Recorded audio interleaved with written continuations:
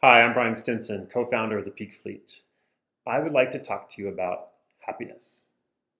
What is happiness? Well, as a core value, our definition of happiness is a state of pleasure or contentment. You know what else happiness is? It's a choice. Yes, I believe happiness is something that we can choose. And for those folks who have happiness as one of their core values, I just really admire them because my interpretation is that they have chosen a ongoing practice of being happy, and that sounds fantastic. Now, I'm not talking about people who are, say, blissfully ignorant or wander around the world with rose-colored glasses. No, I'm talking about people like William Fargo. Who's William Fargo? Well, William actually goes by the name Wells, which makes it really easy to remember his name. I worked with Wells about 25 years ago.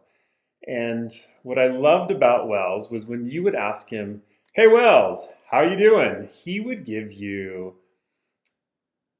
an out of this world answer. He would have passion, but also authenticity, and he would say something like, "I am awesome," or "outstanding," or "incredible." And I got a kick out of it. So I would always ask him. I would see him every single time, and I would ask him, "How you doing?" just to get the reaction and to see what the answer would be. So one day I finally asked Wells, "Hey, what's the deal? Why are you always outstanding, incredible, awesome? What's the story?" And well, long story short, he did confirm for me that it was a choice. It turns out Wells was onto something. According to positive psychology, our brains are wired to work better when we are happy. There's this idea that if we achieve success, it will lead to happiness, or if we have accomplishment, we'll be happy. It turns out it's the other way around. If we're happy, we're more likely to be successful. We're more likely to achieve success. So what's happening during a crisis? Well, it's been a tough year. It's been a tough year for all of us. And this idea of choosing happiness is a little easier said than done. So what do we do? What should we do?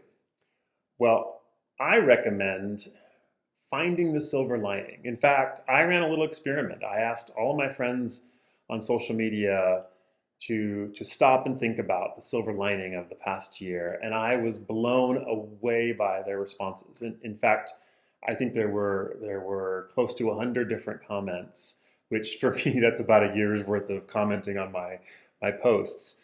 I actually wanted to take a minute to share with you some of the things they said. There were a number of people who talked about how happy their dogs were, that they were home all the time and going on walks, or others who adopted dogs or pets for the first time.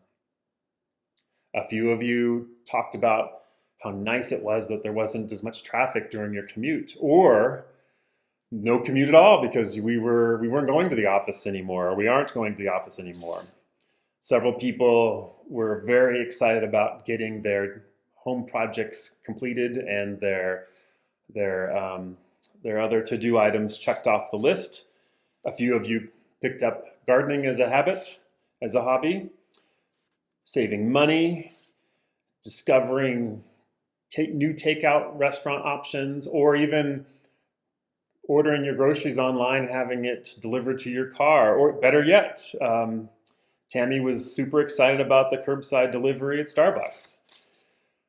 Probably the most common response was time with family. Then there was resilience. And several of you talked about either developing resilience or discovering resilience you didn't know you had. But the comment that moved me the most was by my old friend Jubeth, and he said, "The earth was able to breathe, even for a short time. Wild animals got a glimpse of how it used to be."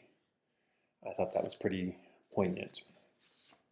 So, what do we do? What do we do from here? Here's my challenge. For the next 3 weeks, that's 21 days because it takes 21 days to create a new habit, I want you to take 1 minute a day, preferably in the morning, and pick one thing to anchor yourself on, one thing that will be your North Star of happiness for the day. So find the silver lining or reflect on something good that happened to you the day before. Bonus points. Next time someone asks you, how are you doing? Instead of giving them the automatic answer of good, how about you?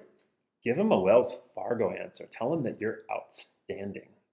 And if they ask, what's that about? Just give them a little wink and tell them it's a choice and that they should give it a try. Thank you.